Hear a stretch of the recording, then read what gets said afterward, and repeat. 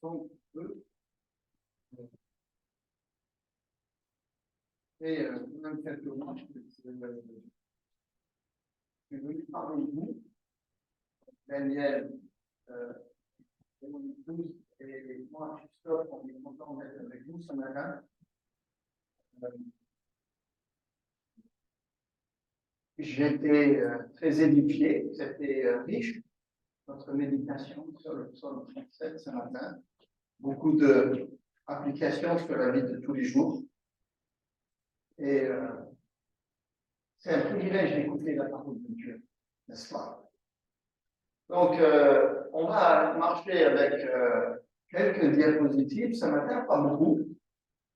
Et si je vous montre le titre de ce livre, c'est surtout l'auteur, Robert Clinton, professeur à la faculté de Fuller en Californie, une faculté de théologie, très axé sur la mission mondiale, qui m'intéresse. Ce livre, j'aime pas beaucoup le titre en français, La croissance du leader. J'aurais préféré en tout cas, le titre en anglais communique l'idée comment un leader est façonné. Et parmi les centaines de livres que j'ai lus dans ma vie chrétienne, je dois dire que ce livre m'a beaucoup plu. Vous allez dire que vous n'êtes pas un leader. Je ne suis pas aussi convaincu que ça. Si vous avez des responsabilités dans votre travail, vous êtes un leader. Est-ce que je peux vous rappeler que si vous êtes parent, vous êtes leader? Et ce qui m'intéresse, c'est l'étude approfondie que ce professeur Clinton a fait au sujet des leaders, des personnes en responsabilité dans la Bible et les conclusions auxquelles il arrive. Et on peut changer déjà là. Voilà. Il arrive à la conclusion, en étudiant la vie des gens en responsabilité dans les Écritures, que seulement 30% des leaders dans la Bible terminent bien leur course, leur vie. J'espère que ça, vous êtes en train de dire, oui, mais on a l'impression que les gens dans la Bible, ils sont plutôt spirituels. L'autre ne termine pas très bien. Noé termine pas très bien. Judas, un des apôtres, il ne termine pas bien. Vous allez dire 1 sur 12, c'est pas mal. Mais on continue la liste. Isaac, est-ce qu'il termine bien? Pas trop. Moïse, est-ce qu'il termine bien? Pas vraiment. Gédéon, termine bien. Samson, termine très mal. Vous connaissez l'histoire de Jephthé? Et lorsque vous regardez le livre des 2 rois, 2 chroniques, la plupart des rois dans les 2 royaumes d'Israël terminent mal. Donc, on peut imaginer qu'il y a presque un principe de vie qu'on est en train de constater à travers l'étude de ce professeur, c'est qu'il y a jusqu'à un certain point le principe qu'il est plus facile de démarrer que de terminer. Alors, ça me parle. Parce que récemment, nous sommes devenus grands-parents pour le 8e fois. Vous ne direz pas hein, que j'ai 8 ans, 10 ans, 12, Attends, mais passez-nous.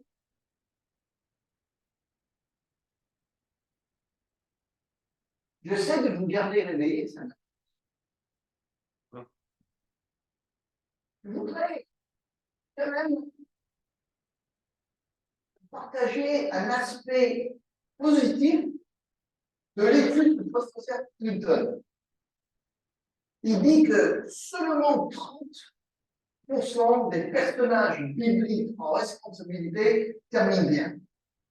Et il relève 5 caractéristiques partagées parmi les gens qui ont terminé bien. Enfin, une bonne nouvelle. J'ai commencé à me décourager, mais je voudrais vous encourager aussi. 5 caractéristiques partagées que les gens ont terminé, semblent avoir entre eux. La première caractéristique de ceux qui terminent bien, c'est qu'ils ont eu une relation vivante et réelle avec Dieu. Évidemment. Deuxièmement, il paraît qu'ils avaient une maîtrise de soi et des objectifs spécifiques. Troisièmement, ils avaient un réseau relationnel.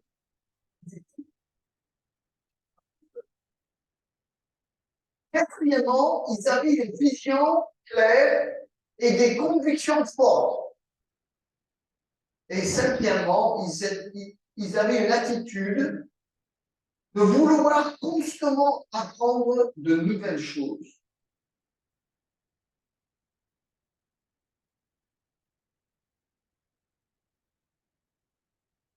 Parmi un personnage en responsabilité dans la Bible qui termine très mal, c'est Saül. Vous vous souvenez de cette histoire? Le peuple veut un roi. Samuel est dirigé pour donner l'onction à Saül. Mais ça ne termine pas très bien. Et pourtant, on peut dire que Dieu, le personnage de Saül donnait du potentiel, de l'espoir au peuple. Si vous lisez 1 Samuel chapitre 9, versets 1 et 2, on constate que cet homme est d'abord venu d'une famille privilégiée. Donc, il avait reçu un héritage familial. Il était parmi les élites. Il était physiquement beau et même physiquement très imposant. Donc, il avait certaines caractéristiques pour être un responsable, diriger le peuple et réussir dans sa mission. Il avait même quelques compétences. On peut constater dans le 11e chapitre de 1 Samuel que Saül était mobilisateur. Il savait réunir et faire mobiliser le peuple envers un but précis. Et dans ce même chapitre, il exerce la miséricorde. Mais vous connaissez au fur et à mesure des événements dans sa vie, il n'agit pas bien. Et on peut regarder le verset qui, en 1 Samuel 31, versets 8 à 10, la fin de sa vie. Et 1 Samuel 31, 8 à 10 dit ceci: le lendemain de Saül, les Philistins vinrent sur le champ de bataille pour détrousser les cadavres. Ils découvrirent Saül et ses 3 fils qui étaient tombés sur le mont Gilboa. Ils coupèrent la tête du roi et le dépouillèrent de ses armes. Ils firent annoncer la nouvelle de leur triomphe à travers tout le pays des Philistins. Dans les temples de leurs idoles, et parmi la population. Ils déposèrent les armes de Saül dans le temple de leur déesse, des Astartés, et suspendirent son cadavre sur le rempart de Beth-Shan. Quelle fin triste et déplorable. Alors, si pour quelqu'un qui termine mal dans la Bible, Saül est absolument l'incarnation de quelqu'un qui a bien commencé, mais qui termine mal. Et lorsque le livre de 2 Samuel commence, David pleure la mort de Saül. Même si, vous vous souvenez, tout au long de leur relation, c'était plutôt très conflictuel. Et David chante et lamente comment des héros sont tombés.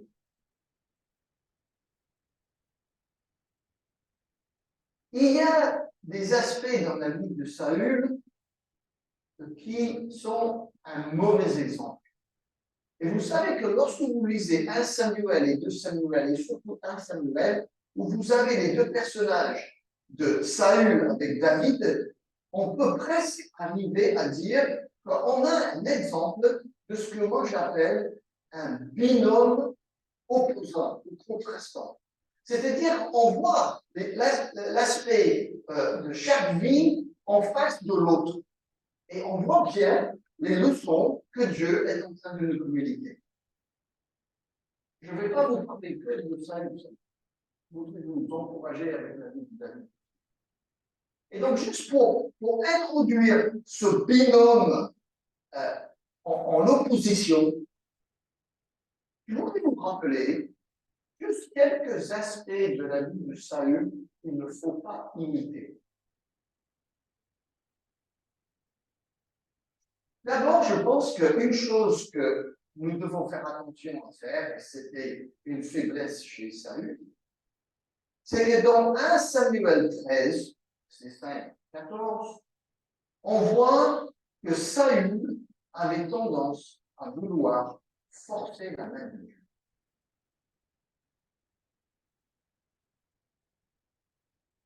La situation, c'est que les Philistins sont autour des Israélites, il y a la guerre, Samuel a dit à Saül de l'attendre Gilgal jusqu'à ce que Samuel lui arrive. Et Samuel tarde. Et Saül s'inquiète. Et il prend une action pour laquelle il n'avait pas le droit. Il voulait forcer la situation en faisant des sacrifices. Et dans 1 Samuel 13, verset 11, on a des excuses, des apparences innocentes et sa version des faits. Oui, il avait tendance à vouloir forcer la main de Dieu.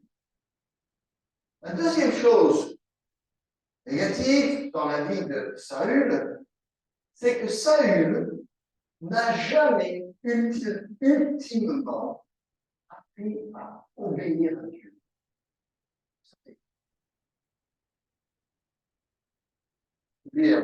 Le chapitre après, donc dans le chapitre 13, vous allez juste 2 chapitres plus loin, dans 1 Samuel 15, c'est encore une désobéissance des instructions de Samuel. Et Saül désobéit à ce qui était des instructions extrêmement claires. Et donc, c'est dans ce chapitre 15 où nous lisons la réprimande de la part de Samuel, les holocaustes et les sacrifices font-ils autant plaisir à l'Éternel que l'obéissance des hommes? Non. Car l'obéissance est préférable au sacrifice et la soumission vaut mieux que la graisse des béliers. Saül avait la tendance à vouloir forcer la main de Dieu. Saül avait ultimement pas vraiment compris qu'il fallait obéir à Dieu. Et le troisième aspect négatif qui mène à la fin de sa vie si déplorable, c'est que Saül n'a jamais vraiment appris à se repentir. C'est calme. On a eu tort et on est à peu près, on est ouvert à changer. Dans le chapitre 13 et 15, il n'y a aucune signe, alors qu'il a désobéi aux ordres du prophète 2 fois, 13 et 15, il n'y a aucun signe de vouloir admettre qu'il a mal. L'obéissance, n'est-ce pas, est souvent une affaire de cœur, de vouloir plaire à Dieu et rester intègre. Saul misait tout, il me semble, sur ses compétences extérieures, alors qu'il n'avait pas de relation authentique et intérieure avec Dieu. Se faire accepter extérieurement par ses personnes. Bon, ça c'est la partie négative. Et donc, nous avons lu les versets de la fin de la vie de Saül. Arrive sur la scène un petit jeune homme berger qui a beaucoup de compétences et en plus a l'Esprit de Dieu sur lui. Et je pense que nous devons lire quelques versets, on ne les a pas à l'écran, mais je vais vous les lire, dans 1 Samuel 17, verset 26. David demandait aux hommes qui se tenaient autour de lui. Donc, c'est la situation où Goliath va vouloir écraser le peuple d'Israël. Et j'ouvre une parenthèse parce qu'on raconte cette histoire à l'école de dimanche et on a parfois réduit cette histoire pour une histoire d'enfant. Alors qu'il y a des leçons spirituelles pour adultes dans ce chapitre. Alors, versets 31 à 37, ce que David avait dit, donc il a dit, moi je vais aller lutter avec ce géant, il défie les armées de l'État. Ce que David avait dit se propagea rapidement et parvint, verset 31 du Samuel 17, aux oreilles de Saül, qui aussitôt le fit venir. David lui dit que personne ne se décourage à cause de ce Philistin. Il y avait quelque chose que les Israélites faisaient, c'est qu'ils se décourageaient. Ils étaient même sans espoir. Moi, ton serviteur, j'irai le combattre. Je le combattrai. Saül lui répondit, tu ne peux pas lutter contre ce Philistin. Tu n'es qu'un gamin. Alors que lui, c'était l'homme de guerre depuis sa jeunesse. David répondit, Saül, quand ton serviteur gardait les moutons de son père et qu'un lion, même un ours, survenait pour emporter une bête du troupeau, je courais après lui, je l'attaquais et j'arrachais la bête de sa gueule. Et si le fauve se dressait contre moi, je le prenais par son poil et je le frappais jusqu'à ce qu'il soit mort. Puisque ton serviteur a tué lion et même l'ours, il abattra même cet incirconcis de Philistins comme l'un d'eux, car il a insulté les bataillons du Dieu vivant. Verset 44. c'est maintenant le Goliath, le Shrek des Philistins. C'est ça, hein, il est trop gros, il ne bouge pas beaucoup, il est pas beau. Et imagine ce gars qui mesure 2 mètres 36, à peu près. Oui. Il le regarda donc avec mépris. Regarde David avec mépris. Il lui lança: est-ce que tu me prends pour un chien pour venir contre moi avec un bâton? Puis il le maudit par ses yeux. Approche un peu, ajoute-t-il, pour que je donne ta chair à manger aux oiseaux du ciel et aux bêtes des champs. À quoi David répondit: tu marches contre moi avec l'épée, la lance et le javelot. Et moi, je marche contre toi au nom de l'Éternel, le Seigneur des armées célestes, le Dieu des bataillons d'Israël, que tu as insulté. Aujourd'hui même, l'Éternel me donnera la victoire sur toi. Je t'abattrai, je te couperai la tête. Pour ce soir, je donnerai les cadavres des soldats philistins à manger aux oiseaux du ciel et aux bêtes sauvages de la terre. Je ne sais pas comment ça se passe. Je ne sais pas pourquoi on enseigne ça aux enfants. Arrêtez-moi en graphique. Alors, toute la terre saura qu'Israël a fait Dieu. Toute cette multitude assemblée saura que c'est ni par l'épée, ni par la lance que l'Éternel délivre. L'issue de cette bataille dépend de lui, et il vous livre en notre. J'ai pris le temps de lire ces quelques versets parce que je voudrais qu'on puisse dégager en opposition à Saül quelques caractéristiques plutôt positives de la vie de David.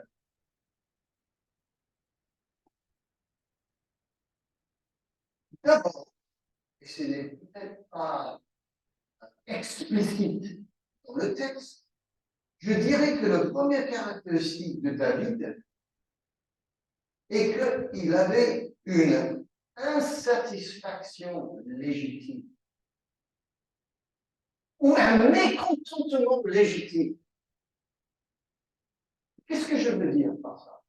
C'est qu'en voyant la situation de l'armée d'Israël, les gars cachés derrière les buissons, dans les collines, et le mépris qui venait de la part de l'ennemi, David était plus mécontentement légitime. Autrement dit, il a dit en lui-même, il fallait de recevoir l'onction du Saint-Esprit pour devenir roi.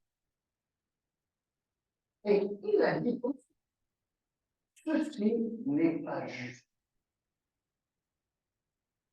Si vous lisez tout le chapitre 17 de Samuel, le chapitre commence que les Israélites et les Philistins se sont rassemblés à Soko, qui est en Juda. Et l'ennemi.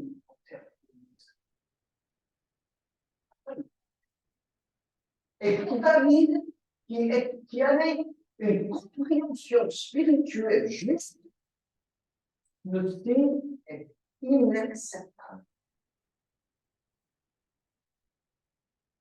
Il était né d'une manière légitime de la situation et du statu quo. Je vous encourage, mes amis, au mécontentement légitime. Et pas seulement comme moi, quand vous êtes à un feu rouge au centre-ville, et il y a 4 trains qui passent devant vous, et vous êtes mécontent parce que le feu reste rouge.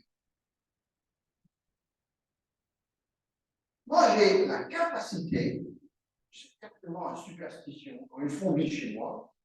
J'ai une mauvaise habitude de me trouver dans la mauvaise queue au supermarché. Remarquez, il y a des principes de queue. Hein. Il faut faire tout soi-même. Mais j'ai un phobie. J'arrive, il y a 3 personnes là, il y a 3 personnes là. Et le problème, c'est que là, la deuxième personne a un problème. Je ne sais pas, il a un pont qui ne marche pas, etc. Et je deviens libre. Est-ce que mon mécontentement est pour des bonnes raisons? Est-ce que Dieu vous a donné ce fibre spirituel pour dire je n'accepte pas la situation? Je veux que Dieu règne et il ne règne pas. Est-ce que vous connaissez l'auteur A.W. Tozer? Il y a quelques-uns, c'est bien. Je vous encourage à lire absolument tout ce qu'il a écrit. C'est très facile. Et surtout, il a écrit des livres dans lesquels les chapitres sont très courts. Voilà ce qu'il dit au sujet de l'Église il y a 60 ans aux États-Unis. Voilà ce que dit Tozer. Le mouvement évangélique, tel que nous le connaissons aujourd'hui, produit certes de vrais chrétiens, mais le climat spirituel général dans lequel sont nés de nouveau, sont nés la plupart des chrétiens contemporains, n'est pas favorable à une croissance spirituelle solide. En fait, le monde évangélique est dans son ensemble très circonspect à l'égard du christianisme saint et fort. Je ne parle pas d'ici du courant moderniste. Je pense bien plutôt à cette foule des gens qui se réclament de la Bible et qu'on considère comme très orthodoxe. Nous devons reconnaître que le niveau général de spiritualité est très bas parmi nous. Nous avons pris l'habitude de vivre d'après notre propre conception de valeur, au point que nous ne pensons même plus aux critères plus élevés de l'esprit. Quelle était la situation spirituelle de la nation d'Israël alors que David arrive sur la scène? David avait une insatisfaction légitime. Et je vous encourage. La deuxième chose que je voulais vous partager cet après-midi, je pense qu'on constate dans la vie de David, et on le voit dans ses paroles que nous avons lues, c'est que la source de son identité spirituelle était nette et claire. La source, ses racines spirituelles semblaient être très nettes et très claires. Qu'est-ce que je veux dire en fait? C'est qu'il me semble que lorsqu'on écoute les paroles de David en face de Goliath, David sait où est sa force. David sait avec qui il est connecté. David sait que ce n'est pas l'ennemi qui va déterminer son identité, mais c'est le Dieu en qui il croit qui va déterminer. Car si vous constatez, les Israélites du jour de David n'avaient jamais vu une victoire quelconque. Et au début du chapitre 17, les Israélites couraient dans une direction derrière un buisson parce qu'ils avaient accepté l'identité sur eux de la part de l'ennemi. Aller confronter ce Shrek ministère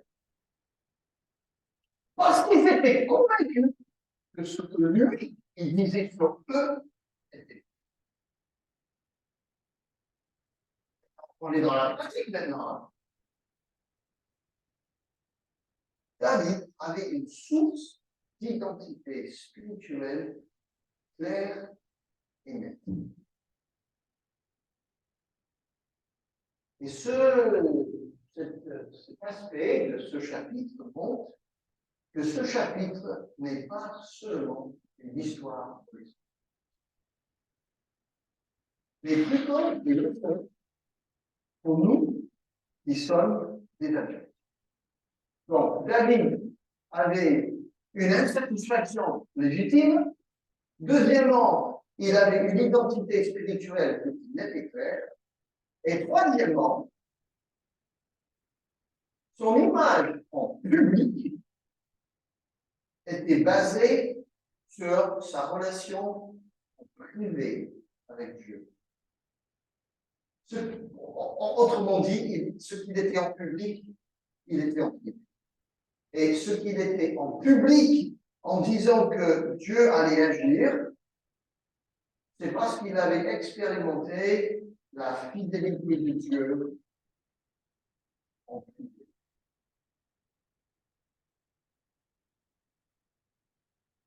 J'aime dire qu'il n'y avait pas la foule pour la réclamer lorsqu'il a tué le lion et l'ours tout seul. Parce qu'en fait, c'est ça que je veux.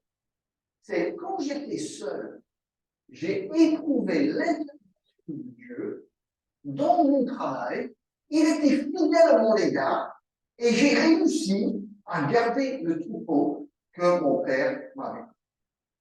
Et puisque Dieu était fidèle ce jour-là, je dis, tiens, il ne pèse pas trop fort. Je vais le balayer avec la preuve, avec une pierre que je vais mettre dans mon judiciaire. Vous savez ce que j'aime dans l'histoire de David? C'est sa foi équilibrée. Est-ce que vous vous souvenez combien de pierres il avait pris dans sa judiciaire pour le faire? Je vous écoute. Combien de pierres? 5. Évidemment, il a touché au droit du premier coup. Ne soyons pas superstitieux dans notre foi. Nous ne sommes pas ceux qui pensent que Dieu doit agir du premier coup. Il allait manquer le premier coup. Et David savait, sur les 5, il y en avait au moins une qui allait trouver le bon signe. Remarquez, il était très grand. Vous voyez comment David est un homme qui est en public, sa foi, sa déclaration de son salut, que Dieu va agir dans cette situation, est basée sur l'intégrité spirituelle privée. Et puis pour terminer, et je ne sais même pas si je l'ai dit, eh oui, c'est bien, merci. Et là, il y a une réflexion. Face à Saül, il n'a pas su parler. Il devient vengeur. Il est d'ailleurs un homme habité par le mauvais esprit. David, contrairement à Saül, a appris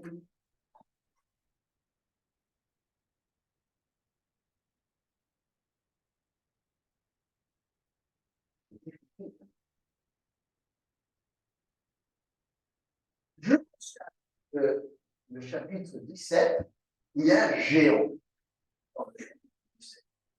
Il s'appelle Goliath. Et vous savez ce que je pense? C'est qu'à partir du chapitre 18, David va affronter un géant plus grand que Goliath. C'est le devoir qu'il a.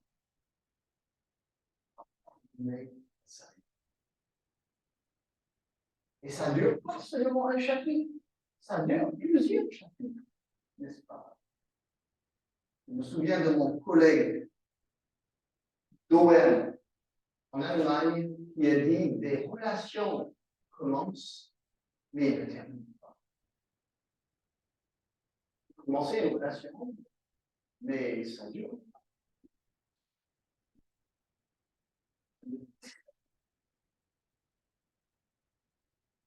Et donc, nous avons un binôme très compliqué dans ces chapitres 17, 18, 19, avec des leçons de vie que j'espère vont être pratiques.